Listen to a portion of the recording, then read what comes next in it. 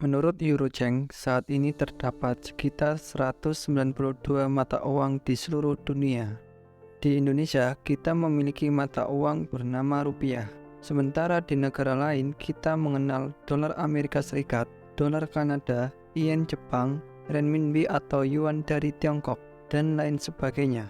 Saat ini mayoritas currency di dunia termasuk rupiah, dolar, yen, dan yang lainnya merupakan mata uang fiat. Artinya, untuk menerbitkan mata uang ini, pemerintah tidak perlu memiliki cadangan emas dan perak sebagai aset yang mendasarinya. Sebaliknya, nilai rupiah tergantung pada supply and demand dan bagaimana kebijakan pemerintah dalam mengatur perekonomian.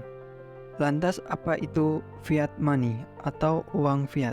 Uang fiat merupakan mata uang yang tidak memiliki nilai intrinsik dan ditetapkan sebagai alat pembayaran yang sah oleh peraturan pemerintah. Secara tradisional, mata uang didukung oleh komoditas fisik seperti perak dan emas, tetapi uang fiat didasarkan pada kebijakan pemerintah sebagai penerbit. Nilai uang fiat tergantung pada penawaran dan permintaan pasar, dan diperkenalkan sebagai alternatif dari uang komoditas. Berbeda dengan mata uang yang didukung oleh komoditas tradisional, mata uang fiat tidak dapat dikonversi ataupun ditebus, secara intrinsik tidak berharga. Agar mata uang fiat berhasil, pemerintah harus melindunginya dari pemalsuan dan mengelola pasukan uang secara bertanggung jawab. Bagaimana cara kerja uang fiat? Mata uang fiat tidak didukung oleh komoditas fisik apapun, tetapi oleh kepercayaan pemegangnya dan berdasarkan kebijakan pemerintah.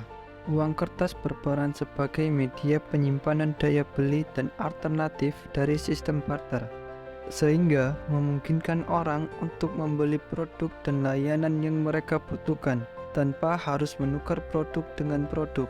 Karena kemampuannya menyimpan daya beli, orang dapat membuat rencana dengan mudah dan membuat kegiatan ekonomi khusus. Misalnya, bisnis yang bergerak di bidang produksi pakaian dapat membeli bahan baku kembali dan membayar karyawan, serta memperluas usahanya ke wilayah lain. Nilai uang fiat tergantung bagaimana kinerja ekonomi suatu negara, bagaimana negara mengatur dirinya sendiri, dan pengaruh faktor-faktor lain terhadap suku bunga.